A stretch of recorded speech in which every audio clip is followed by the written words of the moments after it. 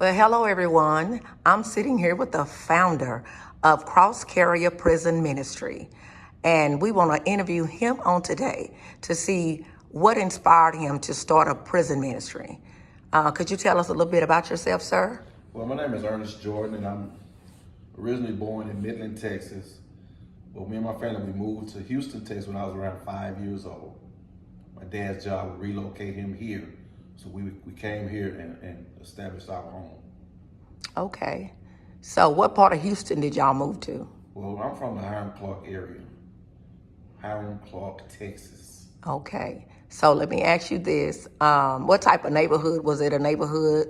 Do you think that's why you began to, do crime and take on, what kind of neighborhood was it? It had a major influence on my life because where I came from, we were a close-knit family in Midland, but when I came here and I was younger, 5 years old, and my siblings were older than me, they were able to go places that I couldn't go in the city as to where living in Midland I could go. So they had their own friends, and I was just ventured out in the neighborhood, and I started, connecting with the wrong people. Even at an early age, I started connecting with the wrong crowd. Okay, when you say the wrong crowd, what type of crowd and what type of crimes, that led you? Because we know that you been to prison on a 60-year sentence. And so I want to know, like, how did that happen? How did you start, get involved with crime? I mean, at an early age, I started out, I was stealing bicycles. That's to show you, even in like elementary and middle school, I started out stealing bicycles. And then I would eventually, from watching the older guys in the neighborhood, as I got older, I began to pattern myself after some of those guys. And I found out that they were breaking in houses. I would pattern myself, give me a little group, we breaking in houses. I patterned show me how to steal a car. They showed me how to steal a car, how to burglarize. And I watched myself because they had money in their pocket from doing those things. So I started having a few dollars in my pocket from doing the same thing. Wow. Wow, wow, wow. That tells us a lot. So it's easily, younger children are easily to be influenced by those that they're around. Yes. That are older. It really will impact your life. Okay, so can you, I guess I want to move up to when you got older enough, and how old were you when you went to prison? I went to prison at 20, but at 18, I believe, or 19, I received a 10-year deferred adjudication, for a burglary. And I would get probation, but I would violate my probation with the crimes that I committed now. And that's what led me to prison. Okay, can you take me to that date? What happened the day that you was arrested? Just out during the day, riding, smoking and drinking, getting high and drinking. And I came back to my house from a day of that, and I told my guys, I said, I'm gonna go in and relax for a while and just chill for a minute. And as I went in and did all of that and came back outside, and I was sitting in my driveway on a stool, sitting in my driveway, and I was getting high. I was smoking a square. And some guys came from around the corner. They say, man, come on, let's go. We used to say, let's go get hectic. When we say go get hectic, they automatically, you from the neighborhood, you automatically know what that means. So when they said that, I said, all right, let me go in here and get my clutch bag that had my money and my stuff like that in it. And I got in the car and we went out and we commenced to just committing robbery after robbery after robbery. Wow. After robbery. And so you were 19 or? I believe I was 19 then. I was going on, probably been 20. Okay. So can you get us to, bring us to the place where you're in the police car or whatever, and how, no, let me say this.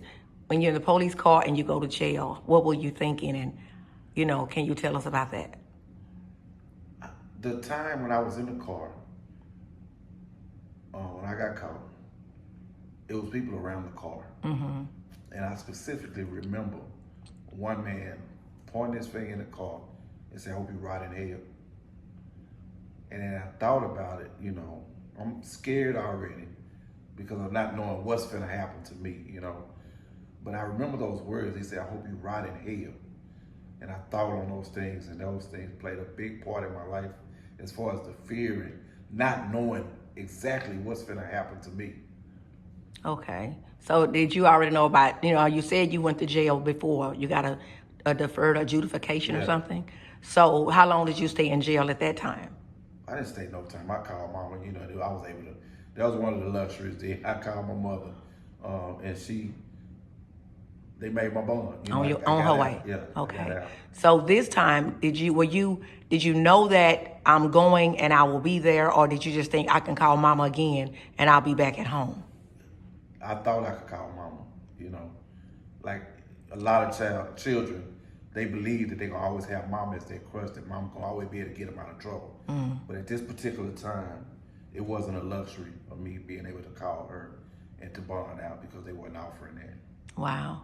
So can you tell us and take us to the place or the space of your first night in jail, knowing that you've committed all these robberies and I'm pretty sure they probably were aggravated and Yeah, they were aggravated. so what was your thought?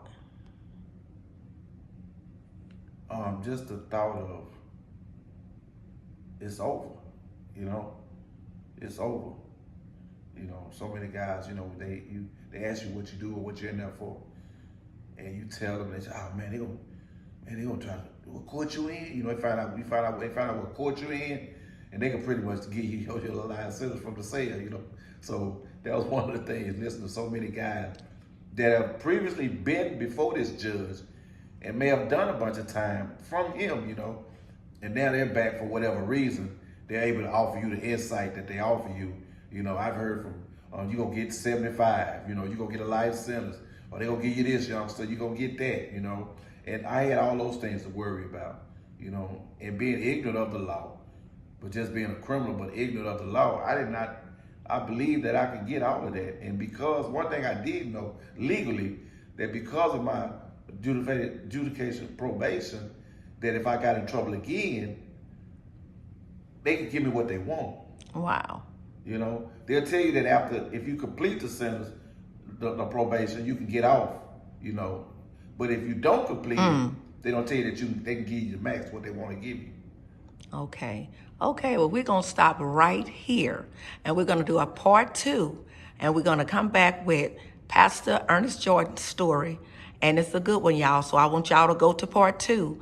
And I ask if y'all have not subscribed to his channel, please subscribe right now and hit the notification bell so you'll be notified every time he drop a new video because he's doing great things with his prison ministry. And we'll be back with part 2 shortly. God bless.